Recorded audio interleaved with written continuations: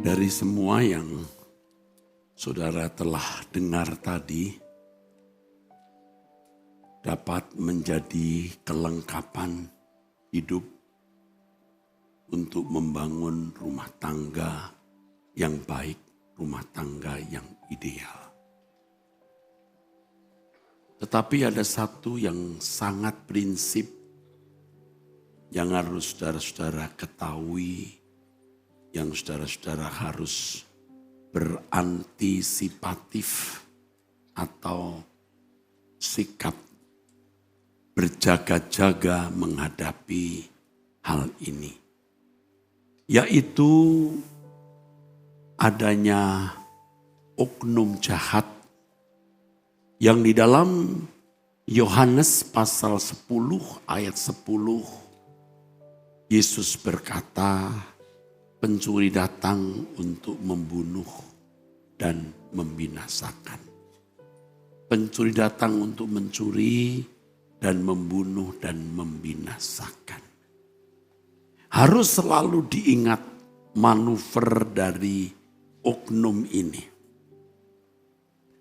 Oknum ini melampaui yang kita duga. Kecuali Roh Kudus menerangi hati kita. Oknum ini berani memberontak kepada Allah. Bisa dibayangkan atau sulit dimengerti betapa beraninya oknum ini yang mau mengkudeta Allah atau terang-terangan menolak hidup di dalam dominasi kekuasaan dari Allah. Tentu oknum ini cerdas, selain kuat dan berani juga cerdas dan berpengalaman, saudaraku. Entah berapa ribu tahun, berapa juta tahun, berapa miliar tahun eksis. Tentu dia juga bisa mengerti isi Alkitab. Ketika dia mencobai Yesus, saudaraku, di Matius pasal 3, ia menggunakan ayat Alkitab. Oknum ini telah memonitor kehidupan manusia sejak Adam, tentu sampai sekarang. Ia berpengalaman bagaimana mencuri kebahagiaan, mencuri kesejahteraan, mencuri keharmonisan rumah tangga dan membinasakan. Ini yang harus serius kita pikirkan, kita pertimbangkan, saudaraku. Kalau kita melihat negara-negara barat dengan kemajuan teknologi, kemajuan ilmu pengetahuan, tidak diragukan, saudara. Tentu juga dalam pengalaman di dunia pendidikan, di dunia pembinaan masyarakat, tidak diragukan lagi, saudara. Tidak heran kalau dulu saya perhatikan jika ada sekolah atau gereja bisa mengadopsi kurikulum dari barat. Rasanya sekolah atau gereja itu lebih bermutu dari sekolah dan gereja yang tidak memiliki afiliasi ke barat. Tapi pernahkah kita berpikir, secanggih apapun ilmu pengetahuan dan teknologi, semaju apapun pendidikan mereka juga dalam hal moral etika, tetapi ternyata masyarakat barat yang kita lihat hari ini tidak bermoral sesuai isi Alkitab.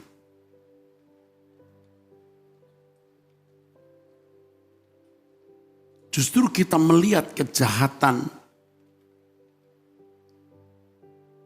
berkembang tak terkendali di dunia barat. Yang karena dunia mengalami globalisasi, tidak ada sekat-sekat. Kejahatan dunia barat menggarami dunia. Dan yang paling menonjol LGBT.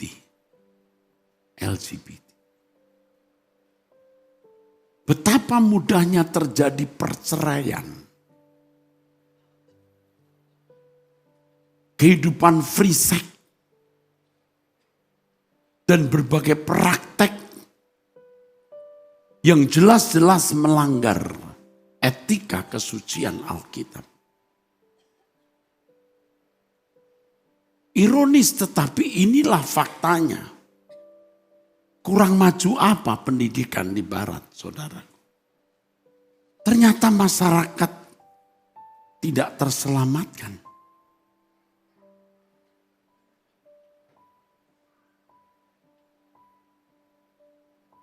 Saya kira orang lupa ada oknum jahat yang terus bermanuver untuk menghancurkan kehidupan manusia.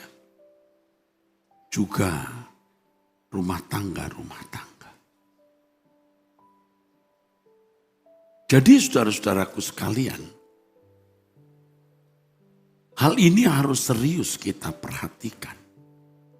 Kita harus kembali ke Alkitab, back to the Bible.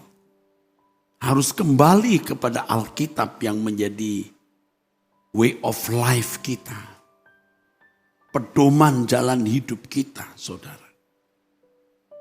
Dan kalau kita membaca Alkitab, ternyata tujuan hidup manusia itu Tuhan.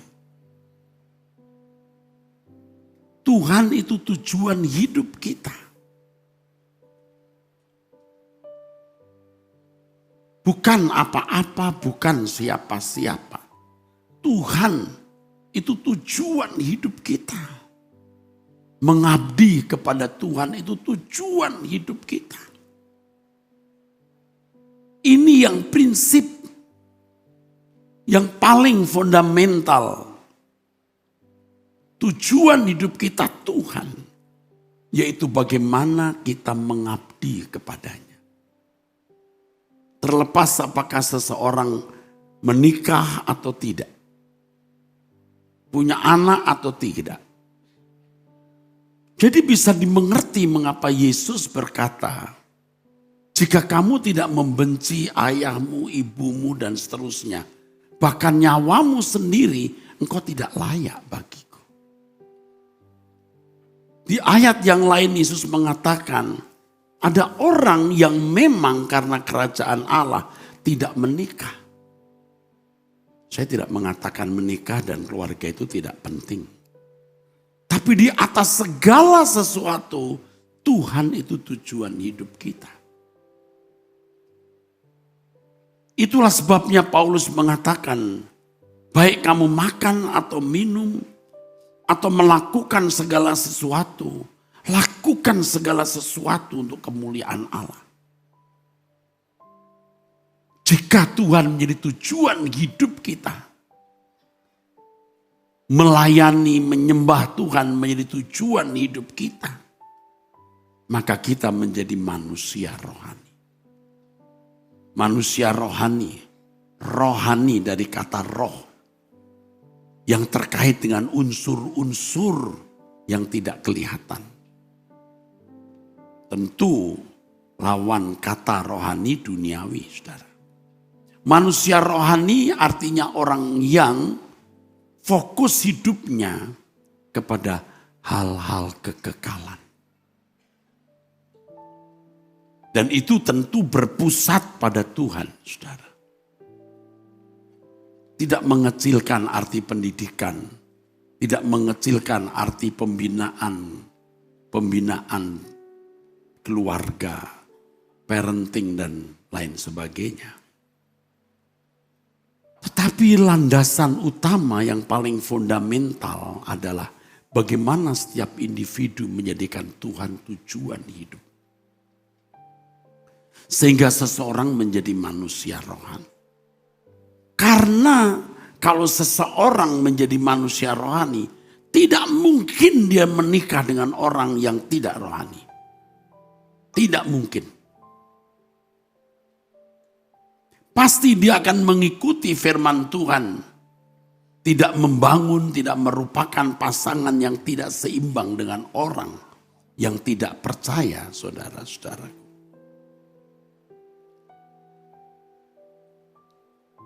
Janganlah kamu merupakan pasangan yang tidak seimbang dengan orang yang tidak percaya. Jadi kalau kita melihat kenyataan mengapa orang bisa memilih jodoh yang salah, jawabnya sederhana. Kemungkinan sangat besar, walaupun tidak mutlak, bisa dipastikan, walaupun mungkin tidak mutlak, dia tidak rohani. Kalau dia rohani, jangankan menikah, jangankan berpacaran. Baru kenal saja, spiritnya sudah menolak. He is not part of my life. She is not part of my life. Makanya mesti orang harus menemukan Tuhan dulu, baru menemukan pasangan hidup. Ini yang menjadi beban kami. Bagaimana mestinya seorang anak manusia dari sekolah minggu mengenal Allah. Remaja tetap setia mencari Tuhan. Pemuda sudah matang. Memasuki dewasa muda, mulai memiliki teman hidup di atas usia 25 tahun, telah memiliki sensitivitas yang tinggi. Kalau tidak demikian, pasti dia salah memilih teman hidup. Selain sensitivitas, dia juga memiliki persekutuan dengan Tuhan dan doa, di mana dia akan menanyakan siapa teman hidupnya. Tidak mungkin dia memilih teman hidup yang tidak rohani, tidak mungkin, saudara. Belum menikah, baru pacaran saja, dia tidak akan sejahtera. Belum pacaran, baru kenal saja, dia tidak sejahtera. Tema-tema percakapan yang tidak cun membuat dia tidak feel bahagia, saudara. Ya, ini tanggung jawab gereja, saudara. Ya, ini tanggung jawab gereja. Dan ini berat. Di dunia kita yang jahat, di mana fokus orang pada gadget dan apa yang diisikan di gadget kita, hal-hal yang tidak terfokus pada Allah. Mengerikan dunia ini, sudah mengerikan. Orang yang menjadikan Tuhan tujuan hidup, dia tidak akan menjadikan menikah sebagai tujuan utama. Dan saya sering mengatakan, lebih baik kau tidak menikah daripada menikah dengan orang yang salah. Banyak ibu-ibu wanita kehilangan hidup dengan menikah dengan pria yang tidak takut akan Allah. Hidupnya dirampas. Kasihan, saudara. Di Anda bertanya, Alkitab menjawab, kasus-kasus begini sangat banyak. Berhenti kerja, hanya jadi ibu rumah tangga, maaf kata hanya salah sebenarnya ya. Keahliannya tidak dikembangkan, suami tidak membagi uang atau tidak share uang secara patut. Ya. Belum lagi kalau suami tidak setia, waduh habis saudara. Kehilangan hidup. Dan itu banyak terjadi, saudara. Tetapi sekarang saya sedang berbicara bukan kepada orang yang belum menikah tapi sudah menikah atau akan menikah. Bagaimana membangun rumah tangga yang rohani? Manusianya harus rohani dulu. Kalau pria rohani, wanita belum rohani, proyek terbesar bagi pria atau suami adalah menjadi saksi untuk menggarami istri. Bagaimana kalau istri rohani, suami belum rohani? Menjadi proyek utama bagi istri untuk menggarami suami. Dan ini pergumulan yang penting dan utama. Anda melihat bagaimana setan mau merusak generasi. Kalau suami istri tidak rohani, anaknya tidak mungkin rohani. Tidak mungkin. Bapak ibunya rohani saja, anaknya belum tentu rohani. Setan akan berusaha mewarnai anak-anak kita untuk tidak menjadi rohani. Artinya tidak terfokus kepada Tuhan, tidak memikirkan kerajaan surga, tidak memikirkan kekekalan. Orang tuanya rohani saja belum tentu anak dengan mudah digarami. Tapi tentu saja saudara, sebagai orang tua harus rohani supaya anak-anak kita ini rohani. Oleh sebab itu yang penting bagi Bapak Ibu, saudara-saudara yang ingin menjadikan rumah tangga saudara rumah tangga yang beruntung dan diberkati. Membangun kehidupan rohani di dalam Tuhan. Tidak ada cara lain. Tidak ada cara lain. Kebutuhan jasmani, makan, minum, rumah, kendaraan itu relatif. Anda tidak punya mobil, naik Grab. Anda tidak bisa makan daging, makan tempe. Anda nggak punya rumah, Anda kontra. Anda nggak bisa kontra, Anda kos. Itu relatif. Tetapi kehidupan rohani itu mutlak. You nggak bisa nggak rohani. Terus apa? Lalu apa? Mutlak. Jadi apapun keadaanmu hari ini, konflik-konflik masih ada pasti. Masalah ekonomi, masalah kesehatan, terkait dengan hubungan dengan mertua dan lain-lain, apapun. Anda berdua harus mengejar kehidupan rohani yang baik. Membangun kehidupan rohani yang baik. Kalau kata yang lain, kalimat yang lain, Anda harus menjadi sempurna seperti Bapa. Atau serupa dengan Yesus. No way. Itulah sebabnya tiap pagi bangun jam 5 doa. Itu mutlak. Mutlak. Kalau saudara harus persiapan bekerja atau ibu-ibu harus mempersiapkan makan untuk anak-anak. Ya tidak bisa. Saudara bisa sediakan waktu di jam-jam lain. Melakukan perjumpaan dengan Tuhan. Kegiatan-kegiatan yang tidak membangun iman seperti ngobrol dengan teman di kafe, ya, atau lakukan punya hobi-hobi tertentu, buang. Buang. Buang. Buang. Di Abam saya membaca berkali-kali di mana sang suami dari pagi sampai sore hanya melihat handphone. Ya, sudah tua-tua masih suka game online. Rusak. Hobi-hobi, apakah nonton film drama Korea atau apapun mesti dibuang. Diganti dengan mencari Allah. Baik pria maupun wanita, baik bapak maupun ibu.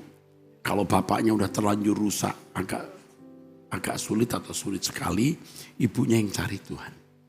Atau sebaliknya. Kalau ibu-ibu sudah susah jadi rohani, bapaknya yang jadi rohani. Salah satu ya bisa menggarami. Anda kelihatan baik-baik kalau saya tidak yakin Anda baik-baik. Roh saya mengatakan Anda tidak baik-baik sebenarnya. Karena apa? Karaktermu buruk. Cuman tunggu waktu kamu berantem, tunggu waktu laki-laki di kantor ketemu wanita lebih cantik, lebih slim. Atau wanita yang sedang stres. Suami tidak bisa memberikan kasih sayang, nunggu ada pria atau teman lama atau pacar lama memberi perhatian, you hanyut. Itu di Abam semua ada. Tapi kalau engkau bertumbuh secara iman, engkau takut akan Allah, engkau tidak akan buat dosa. Setan akan bergerak, memonitor hidupmu per menit. Dia tahu kelemahanmu di mana. Uang, tidak jujur, emosi. libido, hypersex, apapun. Dan setan bisa menyediakan apa yang bisa membuat kamu jatuh. Kalau kamu tidak sungguh-sungguh mencari Tuhan, kau jatuh. Rumah tanggamu hancur, anak-anakmu rusak. Generasi yang mestinya menjadi penghuni surga, menjadi generasi yang menghuni neraka. Dan setan berusaha apapun dia lakukan untuk itu. Hanya satu bentengnya, engkau jadi rohani takut akan Allah. Gak ada cara lain. Kita buat seminar seperti ini tiap minggu dengan pembicara sehebat apapun. Kalau engkau tidak bersentuhan dengan Allah, engkau jatuh.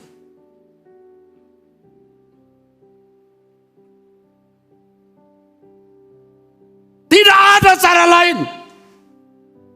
Engkau harus melekat dengan Tuhan. Tidak ada cara lain. Kecuali engkau melekat dengan Tuhan, baru rumah tanggamu benar. Rasul mengatakan keadaanmu tidak baik-baik, nak.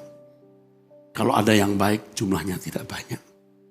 Puji Tuhan, engkau dapat kasih karunia, engkau masih bisa datang dan mendengar hal ini. Ada pria-pria yang berkata, kenapa aku tidak bisa menguasai seksku? Kenapa aku masih mau suka nonton film-film porno? Kau bingung bukan? Karena kamu tidak berdoa. Kamu tidak melekat. Menikmati kesucian Allah. Mungkin ada ibu-ibu yang berkata, kenapa aku tidak bisa kendalikan emosi? Kalau marah mesti pukul anak. Kalau marah mesti ngomong, suamiku sakiti dengan perkataan. Aduh, aku tahu salah. Tapi aku tidak mampu menahan dan aku tidak mau minta maaf. Gengsi, watakmu buruk. Tunggu waktumu, tunggu waktu. Suami tidak betah hidup dengan wanita seperti itu. Sampai dia mencari wanita yang dia pandang lebih baik. Padahal biasanya lebih buruk. Hanya satu rahasia. Engkau tidak rohani. Engkau tidak rohani.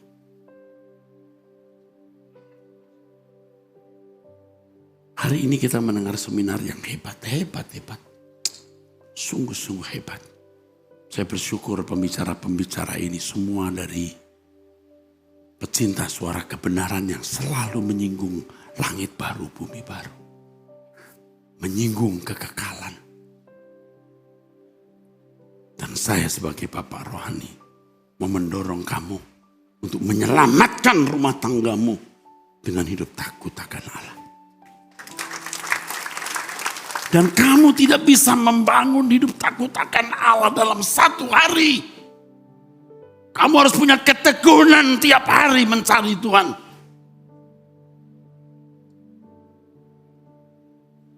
Setan cerdik. Pagi ini dalam doa pagi saya menyampaikan firman. Lindungi. Dari lagu pertama, ku berlindung padamu Tuhan, lalu ku berlindung padamu Bapa, lalu saya doa. Lindungi dari kuasa gelap, dari diri kami sendiri, kedagingan, manusia lamamu yang masih melekat, dari pengaruh dunia yang jahat, dari malapetaka bencana, dan dari orang-orang yang bermaksud jahat.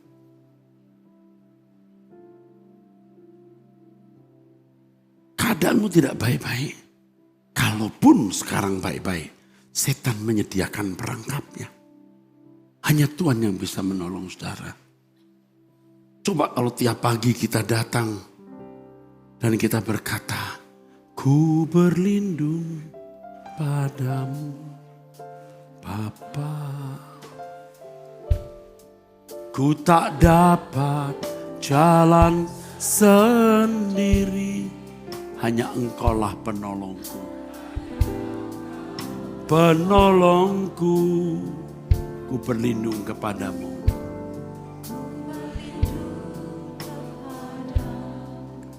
Coba kalau tiap hari saudara berdoa seperti ini.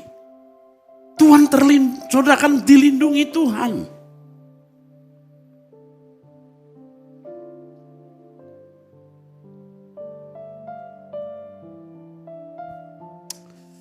Ada langkah-langkah khusus yang Allah harus lakukan untuk menyelamatkan rumah tanggamu.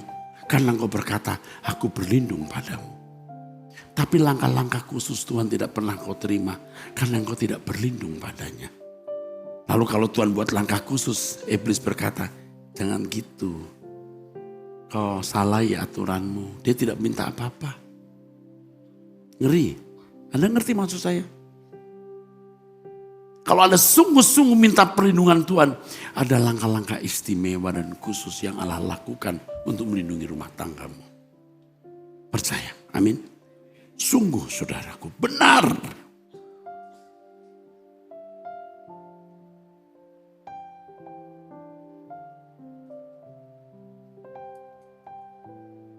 Engkau tidak bisa lindungi rumah tanggamu hanya dengan kecerdasan pikiranmu. Engkau bisa melindungi rumah tanggamu dengan kedekatanmu akan Allah dan Roh Kudus memimpinmu. Kenapa kalau marahku mesti harus pukul atau harus banting barang yang laki-laki? Kenapa? Engkau masih liar. Engkau tidak terbentuk, hanya nunggu waktu kamu jatuh. Kelepas ngomong, kelepas tangan, kau pukul istri, istri lepas kata, cerai, selesai. Selesai.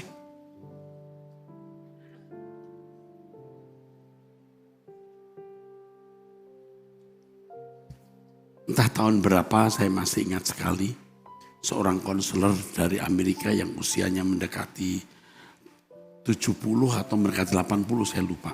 Konselor rumah tangga. Dia cerai. Cerai di hari tuanya.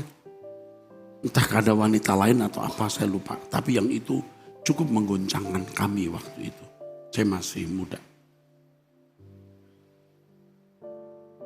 Kenapa? Kamu kelihatan baik-baik, ada ular yang belum mati di dalam dirimu. Ular itu belum bangkit karena belum ada yang memberi impuls atau rangsang. Kau jujur. Tapi kau hanya punya kesempatan korupsi 2 juta, kau tidak mencuri. Tapi kalau 200 juta mungkin kau mikir ulang. Engkau tidak berzina karena engkau tidak punya kesempatan berzina. Kalaupun ada bahaya bisa dilihat orang, engkau tidak lakukan. Tapi kalau situasinya kondusif, setan bilang kondusif nih, gak ada orang lihat. Prianya ganteng, banyak duit, wanitanya cantik. Engkau jatuh. Ularmu masih belum mati. Jadi sebelum dia bangkit, kamu harus matikan dulu. Itu yang namanya berjaga-jaga. Kapan? Doa tiap hari. Ikut kebaktian, belajar firman. Membangun takut akan Allah. Ya, banyak wanita-wanita masih liar. Ganas.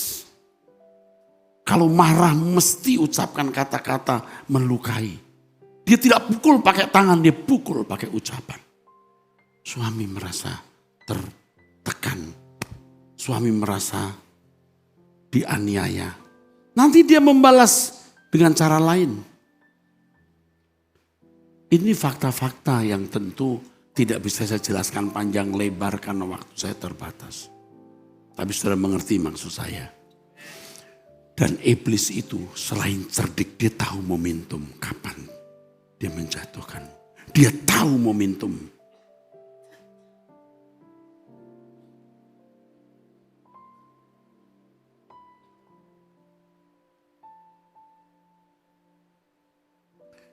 Keadaanmu tidak baik-baik.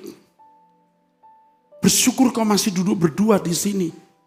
Padahal di antara saudara itu ada yang hatinya tidak di suami 100%. Satu kali saya mengkonseling seseorang. Sebenarnya bukan konseling rumah tangga, konseling masalah. Suatu masalah. Saya minta semua orang di situ keluar. Karena waktu saya pikir nggak perlu orang keluar karena ini bukan masalah rumah tangga. Tapi kemudian saya menangkap suara Roh Kudus. Lalu saya minta tolong semua keluar, semua keluar. Keluarga baik-baik. Keluarga melayani. Serius. Setelah keluar saya bilang, ada pria di hatimu? Enggak, Pak. Ada. Ada godaan? Enggak, Pak. Enggak ada. Akhirnya bilang, iya Pak, pacar lama saya. Saya ingat pacar saya lama. Karena suami saya ini kadang-kadang kasar, Pak. Saya ya kurang nyaman. Jadi saya ingat pacar saya yang dulu. Ya kan? Ini kalau dikembangkan terus, engkau bikin pertemuan, kamu jatuh dalam dosa. Seperti di Abam, pacar lamanya datang, dia udah punya istri. Punya suami maksudnya, lalu pacarnya ngajak dia keluar, dia pergi, ternyata di hotel. Dan terjadi hal yang tidak patut dilakukan. Dia sangat menyesal. Ya saya beritahu, Tuhan mengampuni kalau kau bertobat. Tapi setiap yang kamu tabur harus kamu tuai. Senangmu gak seberapa, menuainya pedih. Kalian tidak baik-baik. Banyak wanita yang belum bisa mengendalikan emosi. Belum lagi kalau orang tuamu, nenekmu, kakekmu atau kamu sendiri pernah mengadakan perjanjian dengan kuasa gelap. Pernah didoakan, pernah dicambi-cambi. Itu lebih sulit. Tapi Tuhan ada di sini malam ini, sore ini maksud saya. Tuhan ada di sini. Tuhan mau keadaanmu baik-baik. Tuhan mengasihi saudara. Tuhan mengasihi rumah tanggamu. Tuhan mau keadaanmu baik-baik. Dia mau melepaskan engkau dari setiap ikatan. Yang pertama ikatan dosa di dalam pikiranmu, karaktermu, watakmu. Tuhan mau melepaskan engkau dari ikatan-ikatan kuasa gelap dan perjanjian dengan roh jahat. Jangan anggap enteng. Hari ini kau baik-baik, setan tahu momentum kapan menjatuhkan kamu. Kalau kamu tidak sungguh-sungguh mencari Tuhan, kamu akan jatuh. Anda berdua di sini, mesti nilainya 100, mungkin hanya 60. Apalagi kalau udah 40. Apalagi kalau lebih rendah lagi, cuman tunggu waktunya remuk, hancur. Tapi bersyukur sore ini Tuhan bicara, supaya bisa diperbaiki. Karakter. Baru-baru ini saya bicara soal kompleksitas. Manner, kompleksitas watak. Kompleks. Ini saya dapatkan dari pengalaman khususnya akhir-akhir ini. Saya melihat pendeta, kenapa ya? Kelihatannya baik tapi kok kejem banget dia. Kelihatannya baik kok tega ya dia ngomong itu. Dia buat itu. Saya pelajari orang di sekitar saya, teolog-teolog. Kok bisa ya? Ucapkan kalimat yang melukai orang. Jadi saya mengerti begitu kompleksnya. Ya. Lalu saya berdoa jam 2 pagi, Tuhan, mungkin aku sendiri punya salah yang saya tidak sadari. Tunjukkan salahku Tuhan.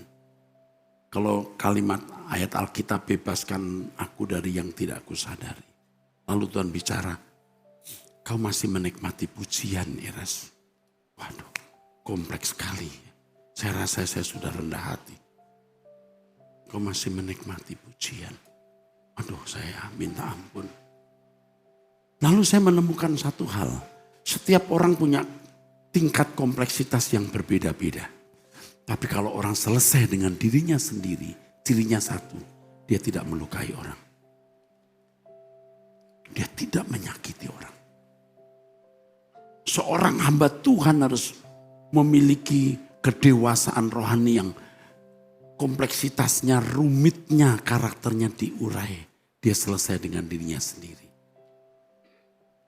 Kalau tidak dia melukai. Dan Anda tahu siapa yang paling banyak dilukai? Pasangan hidupmu, your spouse.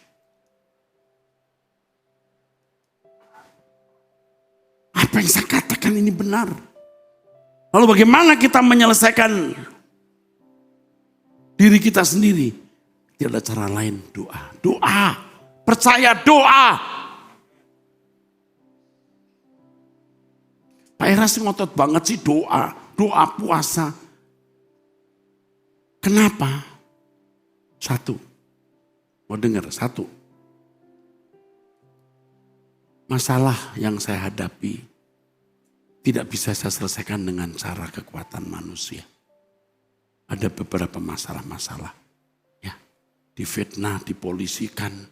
Dan kita tidak membalas kejahatan dengan kejahatan, hanya Tuhan yang tolong. 2. Banyak kebutuhan-kebutuhan kita yang melampaui kemampuan kita. Kemampuan kita 5, tapi kebutuhan kita 7. Tuhan selalu cukupi. Dan saya juga tidak memaksa Tuhan mesti melimpahi dengan berkat. Makin dilimpahi, makin saya tidak sungguh-sungguh. Biar saja, tidak apa-apa. Yang ketiga, kita mau ekspansi terus.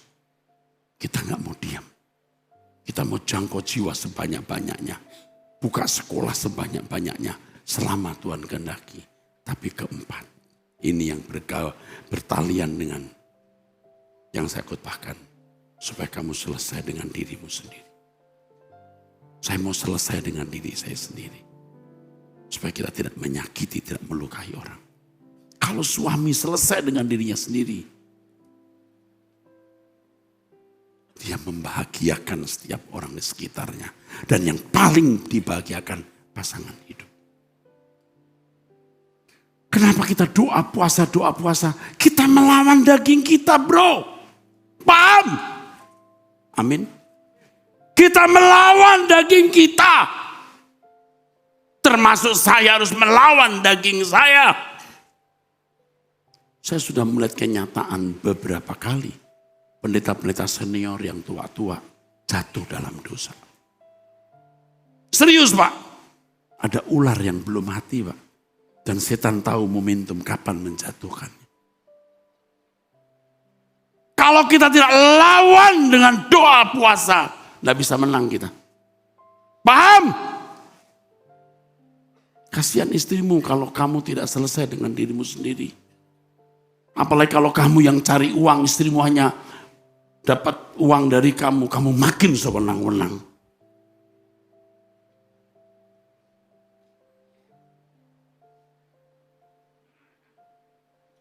Keadaanmu tidak baik-baik.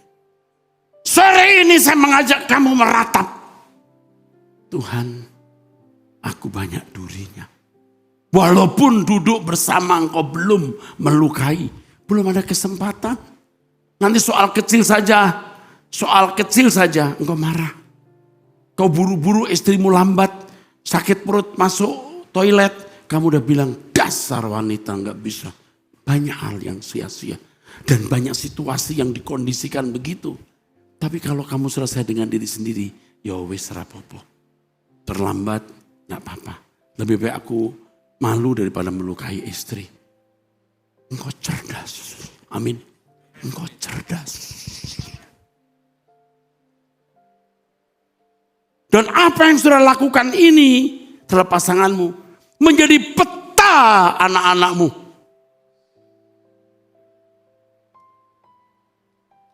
Engkau tidak bisa setengah-setengah mencari Tuhan. Jawaban dari kebahagiaan rumah tanggamu cuma satu. Jawaban terhadap rumah tanggamu bahagia cuma satu. Anda tahu apa? Tuhan. Tuhan. Tuhan.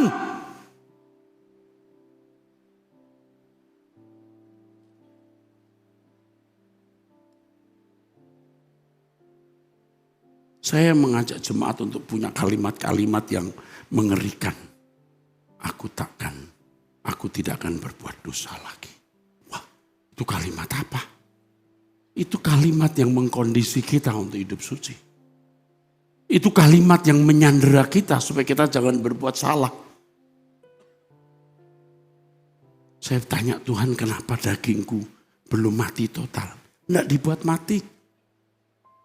Sampai kamu tahap demi tahap engkau memilih kesucian dan itu menjadi powerless, jadi impotent. Kalau cut hilang, kamu gak bisa buktikan cintamu. Ketika engkau masih ada, engkau ada kesempatan berbuat dosa, waktu itulah kau bisa menyenangkan Tuhan ketika berkata, aku memilih Tuhan. Aku memilih menyenangkan dia. Aku memilih mengkhianati dagingku.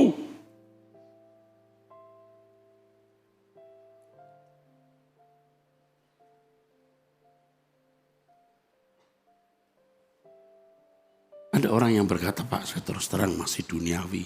Oh iya, saya kalau mau duniawi juga bisa, belum mati total. Tapi aku memilih kerajaan surga, aku mau pulang. Aku merasa puas dengan apapun yang kumiliki hari ini. Tak kuingini apapun, kalaupun aku mengingini sesuatu, itu harus berguna untuk pekerjaan Tuhan. Dan tidak ada orang yang bisa melarang saya ambil keputusan ini. Saya baru-baru ini khotbah soal will, the power of will. Kuasa memilih. Kalau aku memilih, tidak ada yang bisa melarang. Kalau aku memilih hidup suci, memilih taat, setan tidak bisa menghalangi saya. Tapi kalau aku memilih berbuat dosa, Allah juga tidak menghalanginya. Seperti Adam dan Hawa memetik buah. Ketika hati kita pecah, saudaraku, mencintai Tuhan. Satu hal, istri kita menjadi lebih cantik dari sebelumnya. Kita penuh belas kasihan. Dan kita bisa berkata, Mam, aku tidak bisa kepikir kalau sampai kamu gak ada. Tapi aku masih punya pengharapan. Kita bersama di langit baru, bumi baru. Milakas into Omar. Kita punya pengharapan. Kau menikah bukan untuk 70 tahun. 60-50 tahun. Engkau menikah untuk kekekalan.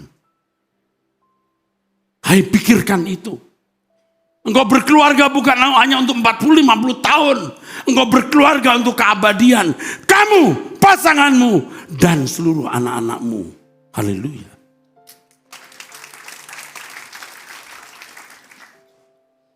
Kiranya Tuhan memberkati saudara. Amin.